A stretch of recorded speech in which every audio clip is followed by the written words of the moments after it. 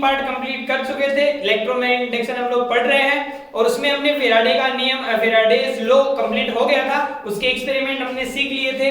Okay, Faraday's law में हमने ये सीखा था कि जो इंड्यूस्ड ईएमएफ है उसकी मैग्नीट्यूड कितना होता है और उसकी मैग्नीट्यूड कितना आया था, E = d∅dt आया था। ओके, फिर हमने वहां पे एक माइनस साइन और लगाया था, याद करो आप लोग, कल हम पिछला लेक्चर जो हमने था पढ़ा था उसमें मैंने माइनस साइन लगाया था और मैंने ये कहा था ये लेंज लॉ है। ये किस लॉ की वजह से है? लेंज लॉ की वजह से है। आज हम वो लेंज लॉ पढ़ने जा रहे हैं। ओके, तो लेंज लॉ क्या बोलता है? और लेंज लॉ ना उसकी डायरेक्शन बताता है, किसकी? इंड्यूस्ड ईएमएफ की। तो आप याद रखेंगे क्या कि मैग्नीट्यूड जो होता है इंड्यूस्ड ईएमएफ का वो तो बताता है फैराडेज लॉ, और जो इसकी डायरेक्शन होती है इंड्यूस्ड ईएमएफ की और इंड्यूस्ड करंट की, वो डायरेक्शन कौन बताता है? वो डायरेक्शन बताता है लेंज लॉ। ठीक, तो लेंज लॉ क्या है देखिए ध्यान से। According to Lenz law the direction of induced EMF और current is such as to oppose the cause that produces it. इसका मींस ये है कि जो करंट और इंड्यूस्ड ईएमएफ और जो करंट है वो जो बन रही है, करंट इंड्यूस हो रही है, वो उसी कारण का या उसी कारण का अपोज करती है जिसके कारण से वो बनती है। देखो ध्यान से, क्या according to Lenz law the direction of induced EMF और current is such as to oppose the cause that produces it। इसका मींस ये हुआ कि जो ईएमएफ और करंट बन रहा है वो उसी कारण का अपोज करती है जिसके कारण से वो बनती है। ठीक, देन फैराडे और लेंज लॉ कॉमन रूल क्या हो जाएगा? E = -n d∅dt। यहां पर n कौन है? नंबर ऑफ टर्न्स, और phi कौन है? Magnetic flux. ओके, यहाँ माइनस साइन कौन है? माइनस साइन ये अपोज को बता रहा है कि ये उसी कारण का अपोज करती है जिसके कारण से ये बनती है। अब इसको थोड़ा सा हम लोग डिस्कस करते हैं कि किस कारण बनती है, कैसे माइनस आ रहा है, उसको हम लोग देखते हैं। मान लीजिए आपके पास एक कॉइल है। कौन? आपके पास एक कॉइल है। ओके, ठीक, इस कॉइल के पास में आप लोग एक मैग्नेट लेके जा रहे हैं। कॉइल के पास में आप क्या लेके जा रहे हैं? मैग्नेट। मान लीजिए कॉइल के पास कौन सा पोल है? S पोल है। ये कौन सा पोल है? N पोल है। और जैसे आप इसको इसके नजदीक लेके जाएंगे तो ये जहां पे आपको शायद पता होगा, कल हमने फैराडेज लॉ में सीखा था क्या कि यहां पर जो ईएमएफ इंड्यूस्ड होता है वो ईएमएफ इंड्यूस्ड या करंट जो बन रहा था वो करंट किसकी वजह से बन रहा था? इस मैग्नेट को या तो इसके पास ला रहे थे या इससे दूर ले जा रहे थे। मतलब इस मैग्नेट की मोशन की वजह से यहाँ पर कौन बन रहा था? करंट और ईएमएफ बन रही थी। ओके, तो इसका रीजन हो गया, ये इसका कॉज कौन था? इसका कारण क्या था बनने का? या तो इसको पास लाना या इसके दूर ले जाना। अब क्या बोल रहा है कि ये उसी कॉज का अपोज करता है जिसके कारण से बनता है। मतलब ये जो कॉइल है ना, ये कॉइल इसके पास आने का भी अपोज करेगी और इसके दूर जाने का भी अपोज करेगी। अब आप बताइए मेरे को, ये S पोल है, ये S पोल इस कॉइल के पास में जा रहा है, तो आप मेरे को बताइए सोच समझ के कि S पोल का अपोज करने वाला कौन है?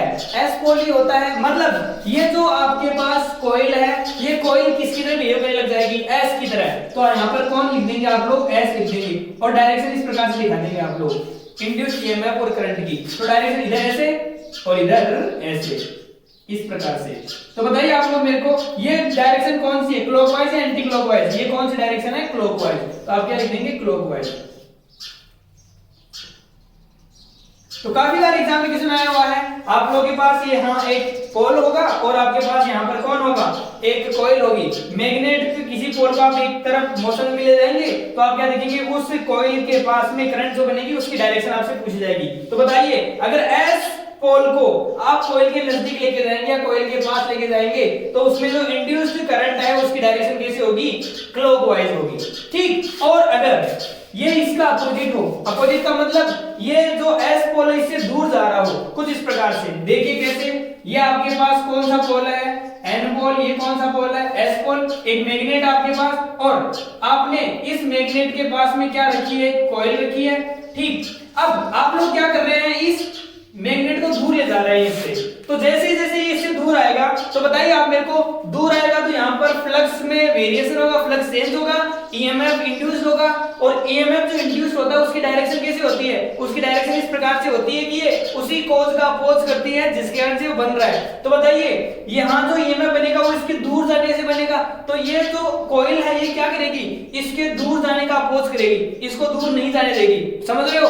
तो जब ये इसको दूर नहीं जाने देगी तो ये किसकी तरह बिहेव करेगी, एन की तरह। तो ये लीजिए आप लोग क्या बताएंगे, एन, एन मींस इस प्रकार से। ओके, तो करंट ऐसे और करंट ऐसे, इसमें एंटर इधर आउट।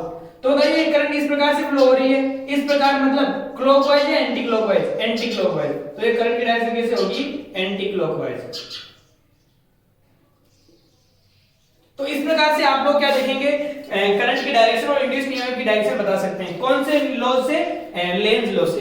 तो पहले आप लोग क्या लिखेंगे, एग्जाम में काफी बार पूछा गया है, तो लेंज लॉ आप लोग सबसे पहले लेंज लॉ लिखेंगे, उसके बाद में इसका फॉर्मूला लिखेंगे, उसके बाद में इसके दो ये डायग्राम बना देंगे और लिख देंगे। जब एस पोल को नजदीक लेके आएंगे तो ये इसके पास आने का अपोज करेगा, मतलब यहाँ पर कौन एस बनेगा, एस मतलब कौन सा, क्लॉकवाइज डायरेक्शन होगी किसकी, इंड्यूस्ड ईएमएफ और करंट की। ओके, जब आप लोग इसको दूर लेके जाएंगे तो ये किसकी तरह बिहेव करेगा, इसको दूर नहीं जाने देगा। दूर नहीं जाने का मतलब ये क्या करेगा, इसको अट्रैक्ट करेगा, और अट्रैक्ट कौन करता है, एन करता है, तो ये किसकी तरह बिहेव करेगा, एन की तरह, मतलब इसमें डायरेक्शन इस प्रकार से, कैसे, एंटी क्लॉकवाइज। एक बार आप लोग यहाँ तक नोट्स बनाएंगे, उसके बाद में चलते हैं हम लोग आगे।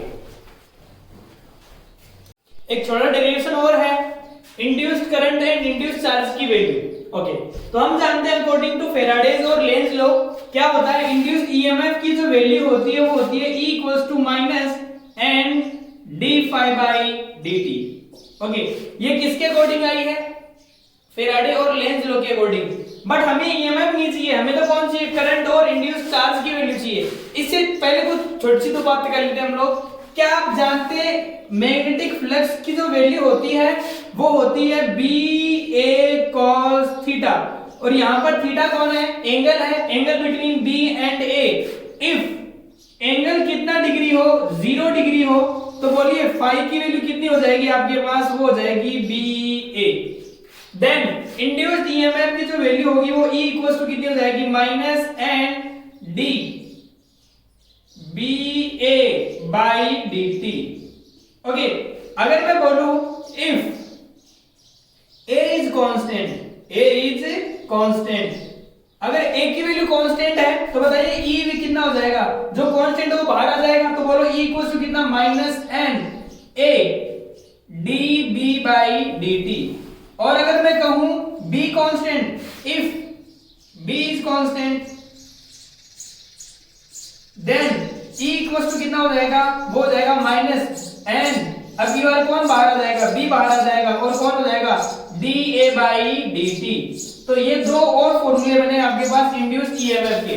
लेकिन हमें इंड्यूस्ड ईएमएफ नहीं चाहिए, हमें तो कौन चाहिए, करंट और इंड्यूस्ड चार्ज की वैल्यू चाहिए। ओके, अब अगर आप बताइए ध्यान से, ये ईएमएफ एक प्रकार का वोल्टेज है, ओके, और हमें अगर इस कॉइल का हमें कौन पता हो, रेजिस्टेंस पता हो, तो हम लोग इस ईएमएफ में रेजिस्टेंस का डिवाइड कर देंगे तो कौन आ जाएगा आपके पास, करंट आ जाएगा। तो अपन लिखते हैं क्या, इफ रेजिस्टेंस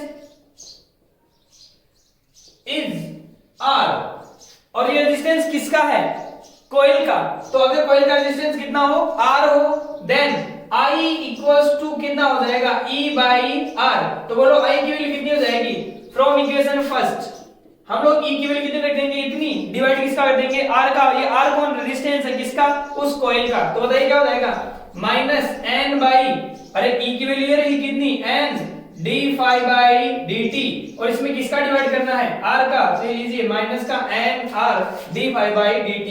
ये किसकी वैल्यू आ गई आपके पास, I की वैल्यू। ये कौन है, इंड्यूस्ड करंट है। हमें कौन सी इंड्यूस्ड चार्ज चाहिए, आप जानते हैं चार्ज क्या होता है, चार्ज Q, और आपने करंट की जो डेफिनेशन पढ़ी है उसमें आपने क्या सीखा था, I = क्या होता है, dQ/dt। तो हमें बताओ इस डेफिनेशन से किसकी वैल्यू निकालनी है, Q की वैल्यू। तो बताइए क्या हो जाएगा, dQ बराबर क्या आ जाएगा, यहां से dQ बराबर आ जाएगा I dt। क्या आपके पास I की वैल्यू पड़ी है, सर ये रही, इसको यहां रख लीजिए, सोल्व कर लीजिए। तो बोलिए क्या हो जाएगा, dQ = बोलिए I की वैल्यू ये रही कितनी, -N/R dφ/dt, और साथ में कौन मल्टीप्लाई में इनटू dt। क्या dt से dt कैंसिल हो जाएगा, तो बोलिए क्या हो जाएगा, dq इक्वल्स टू माइनस का n by r into D phi. Okay, ये किसकी वैल्यू आई है, dq की। बट हमें तो किसकी वैल्यू चाहिए, q की, चार्ज की वैल्यू चाहिए। ये डिफरेंशियल फॉर्म में है, हमें क्या करना पड़ेगा, इसको q बनाने के लिए इंटीग्रेशन। तो हम लोग क्या करेंगे, डूइंग इंटीग्रेशन। जब हम लोग यहाँ पे इंटीग्रेशन करेंगे तो क्या हो जाएगा, ये लीजिए dq इंटीग्रेशन का माइनस का n बाई r और साथ में कौन, ये लीजिए डी फाई। आप एक छोटी चीज देखिए, यहाँ पर फाई डी फाई है, फाई नहीं है, यहाँ पर कौन है, डी फाई है। मतलब फ्लक्स में वेरिएशन है, फ्लक्स में चेंजेस हो रहा है, तो फ्लक्स की दो वैल्यू होगी कोई ना कोई। एक फ्लक्स अगर फाई 1 है तो दूसरी वैल्यू कौन होगी उसकी, फाई 2। तो हम लोग यहाँ पर इंटीग्रेशन की जो लिमिट है वो क्या रख देंगे, फाई 1 से फाई 2 तक। ओके, इसको सॉल्व कीजिए, dq कौन हो जाएगा, q इक्वल्स टू, यहाँ इंटीग्रेशन कौन डी फाई के रेस्पेक्ट कर रहे हैं, तो बताइए n अपॉन r कौन होगा, कांस्टेंट, तो माइनस का n बाई r कांस्टेंट आ जाएगा बाहर। और इंटीग्रेशन किसका करेंगे, हम इंटीग्रेशन करेंगे सर डी फाई का, और इसकी लिमिट कहां से कहां तक, फाई 1 से फाई 2 तक। आगे इसको सोल्व करते हैं, तो q इक्वल्स टू, बताइए क्या हो जाएगा, q इक्वल्स टू हो जाएगा माइनस का n by r। D phi का इंटीग्रेशन होता है आप जानते हैं फाई, और इसकी लिमिट कहां से कहां तक, फाई 1 से फाई 2 तक। लिमिट आप अप्लाई कर सकते हैं, upper limit minus lower limit, तो होता है क्या हो जाएगा, माइनस का n बाई r। बोलिए फाई अपर लिमिट कौन है, फाई 2, ये लीजिए फाई 2, माइनस लोअर लिमिट कौन, फाई 1। तो ये कौन हो जाएगा, अगर इस माइनस को मैं अंदर लेके जाऊं तो चार्ज q इक्वल टू क्या हो जाएगा, n बाई r, और ये माइनस का प्लस और प्लस का हो जाएगा माइनस, तो फाई 1 माइनस फाई 2। ये कौन हो जाएगा, इंड्यूस्ड चार्ज की वैल्यू होगी। ओके, एक छोटी सी बात आप ध्यान से देखिए, यहाँ पर जो इंड्यूस्ड ईएमएफ है वो किस पे डिपेंड कर रहा है, डी फाई बाई dt पे, और इंड्यूस्ड करंट भी किस पे डिपेंड कर रहा है, डी फाई बाई dt पर। बट ये जो चार्ज है ना वो डी फाई बाई dt पे निर्भर करनी, डी फाई बाई dt पे डिपेंड नहीं कर रहा, वो केवल किस पे डिपेंड कर रहा है, फ्लक्स में वेरिएशन पे, फ्लक्स में चेंज पे डिपेंड करता है। दिख रहा है ना आप लोगों को, अरे देखिए ध्यान से, यहाँ q इक्वल टू कौन है, n by r, phi 1 minus phi 2। तो ये जो rate of change in flux उस पे डिपेंड नहीं करता, ये किस पे डिपेंड कर रहा है, ओनली फ्लक्स में चेंज पे डिपेंड करता है। बात समझ में आ गई। तो ये था आपका छोटा डेरिवेशन जिसमें हमने क्या सीखा, इंड्यूस्ड करंट और इंड्यूस्ड चार्ज की वैल्यू निकालना। ओके, आप लोग एक बार इसको अच्छे से करेंगे, इसके नोट्स बनाएंगे, इसके बाद हम लोग एक छोटा सा न्यूमेरिकल देखते हैं, इसको बनाइए। आपके सामने एक क्वेश्चन दे रखा है, example number 9.5, A coil of area 1.6 centimetre square. आपके पास एक कॉइल है जिसका एरिया दिया हुआ है, ए इक्वल्स टू कितना, 1.6 सेंटीमीटर स्क्वायर। ये सीजीएस में हम लोग इसको एमकेएस में कन्वर्ट करेंगे तो हो जाएगा 1.6 सेंटीमीटर को मीटर में कन्वर्ट करेंगे, 10 की पावर -2, स्क्वायर है 10 की पावर -4, तो इनटू 10 की पावर -4 मीटर स्क्वायर। फिर क्या बोल रहा है, number of turns is 50, means n की वैल्यू कितनी है, ये लीजिए 50 टर्न्स। और ये बोल रहा है if placed in a magnetic field of 1.8 Tesla, magnetic field की वैल्यू है कितनी, 1.8 टेस्ला फॉर 3 सेकंड। टाइम भी दे रखा है कितना, t इक्वल्स टू 0.3 सेकंड। आगे दे रखा है its plane is perpendicular to the magnetic field lines. ये जो कॉइल है ना उसका प्लेन, ये मान लीजिए electric field magnetic field lines है। ओके, और आपके पास जो कॉइल है वो इस प्रकार से रखी हुई है ऐसे, तो इसका जो प्लेन है ना वो इनके परपेंडिकुलर है, ऐसे है। ओके, तो इसका जो एरिया वेक्टर होगा, कॉइल का एरिया वेक्टर वो इसी डायरेक्शन में होगा ए। तो बोलिए आप लोग बी और एस दोनों सेम डायरेक्शन में, थीटा की वैल्यू कितनी हो जाएगी, 0 डिग्री। तो magnetic field lines if the resistance in the coil is 10 ohm, R की वैल्यू दे रखी है कितना ओम, 10 ओम, और आप लोग साथ में लिख देंगे थीटा कितना, 0 डिग्री। तो आपको क्या निकालना है, चार्ज निकालना है। ओके, तो सॉल्व करते हैं हम लोग इसको। तो हमें चार्ज निकालने के लिए सबसे पहले इंड्यूस्ड ईएमएफ चाहिए, फिर करंट चाहिए, और करंट के बाद में हम लोग क्या निकालेंगे, चार्ज निकालेंगे। तो आप जानते हैं, हम क्या जानते हैं, सबसे पहले फाई, बोलो फाई इक्वल्स टू क्या हो जाएगा, बी ए कोस थीटा, थीटा कितना 0, कोस 0 की वैल्यू कितनी 1, तो फाई इक्वल्स टू क्या हो जाएगा, बी ए। तो बताइए बी की वैल्यू कितनी, ये रही बी की वैल्यू कितनी 1.8, ये लीजिए 1.8 इनटू ए की वैल्यू कितनी 1.6, ये लीजिए 1.6 इनटू 10 की पावर -4। फाई फ्लक्स है, फ्लक्स की यूनिट कौन होती है, वेबर, तो ये इतना फ्लक्स जनरेट होगा।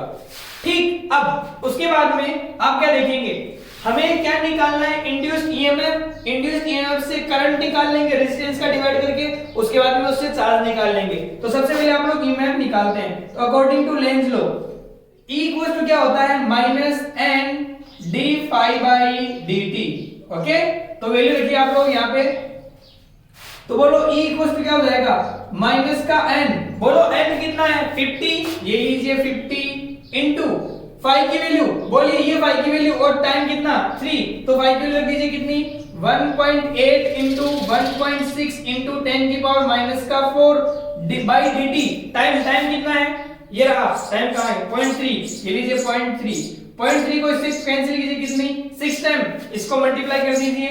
तो E इक्वल टू कितना हो जाएगा, इसको मल्टीप्लाई करेंगे ये 30 0, तो माइनस 300 इंटू 1.6 इंटू 10 की पावर माइनस 4, ये ईएमएफ है, ईएमएफ की यूनिट होती है वोल्ट, तो ये किसमें आ जाएगा आपके पास, वोल्ट में आ जाएगा। ओके, उसके बाद में अभी तो हमारे पास ईएमएफ ही आया है, पहले करंट निकालेंगे उसके बाद में चार्ज निकालेंगे। तो आप जानते होंगे I इक्वल टू क्या होता है, E बाई R। अरे ओम्स लॉ जानते हैं ना, V equal to I R, तो I equal to V upon R, यहाँ पर V कौन है, E है, तो बताइए I इक्वल टू क्या हो जाएगा, E की वैल्यू में R का भाग दीजिए, E की वैल्यू ये रही और R कितना है 10 ओम, तो इसमें 10 का भाग देंगे तो कितना माइनस 300 इंटू 1.6 इंटू 10 की पावर माइनस का 4 डिवाइडेड बाई R कितना 10, और ये करंट है एम्पियर हो जाएगा। तो I इक्वल टू कितना हो जाएगा, यहाँ हो जाएगा ये माइनस का 30 इंटू 1.6 इंटू 10 की पावर माइनस का 4, ये लीजिए कौन आ जाएगा आपके पास, एम्पियर। आपके पास अभी करंट ही आया है, आपके पास तो क्या है, अभी तक करंट आया है, हमें तो क्या निकालना है, चार्ज। एक छोटी सी बात ध्यान से सुनेंगे, यहाँ माइनस चिन्ह कौन है, माइनस जो साइन है वो इसकी डायरेक्शन को दिखाता है। आगे हम लोग केवल इसका मैग्नीट्यूड लेके चलेंगे, तो आप लोग इसको यहीं तक क्या बोल देंगे, आगे इसको मैग्नीट्यूड ले लेंगे, तो आप इसको प्लस लेके चलेंगे आगे, ठीक है। ओके, तो ये करंट की वैल्यू कितनी आ गई आपके पास, इतनी। अब हमें क्या निकालना चार्ज, तो आप जानते हैं शायद I इक्वल टू क्या होता है, Q बाई T होता है, तो बोलो Q इक्वल टू क्या हो जाएगा, I इंटू T। तो रखिए I की वैल्यू ये रही और T कितना 0.3, तो रखिए बोला कितना 30 इंटू 1.6 इंटू 10 की पावर माइनस 4 इंटू टाइम कितना 0.3 सेकंड, दे लीजिए 0.3, ये 0.3 से एक जीरो कैंसिल हो जाएगा, 3 3 9 आ जाएगा, तो Q इक्वल टू कितना हो जाएगा, अरे 3 है 9 हो जाएगा, तो 9 इंटू 1.6 इंटू 10 की पावर माइनस का 4, इसको सॉल्व करते हैं, हमारे पास आ जाएगा ये, इसको मल्टीप्लाई करेंगे तो Q इक्वल टू हो जाएगा ये, इसको इससे मल्टीप्लाई करने पर 14.4 इंटू 10 की पावर माइनस का 4 कूलम, ये इतना चार्ज यहां से इंड्यूस्ड होता है। ओके, तो ये आपका एग्जांपल नंबर 9.5 है, और भी आप ऐसे बहुत सारे क्वेश्चंस आपकी बुक में दे रखे हैं, वो आप लोग सोल्व करेंगे। जो आपको नहीं सोल्व होता आपसे, वो आप लोग कमेंट बॉक्स में जरूर आप लोग बताएंगे, और बाकी क्वेश्चंस और टॉपिक हम लोग लेक्चर में करेंगे। अगर आपको हमारा वीडियो पसंद आता है तो आप इसे लाइक करेंगे और अपने फ्रेंड्स के साथ शेयर करेंगे, और भी बच्चों को आप लोग शेयर करने के लिए और हमारे चैनल को सब्सक्राइब करने के लिए बोलते रहेंगे, अगर आपको हमारा वीडियो पसंद आता है तो। ओके, मिलते हैं हम लोग अगले लेक्चर में, तब तक के लिए गुड बाय, गुड लक।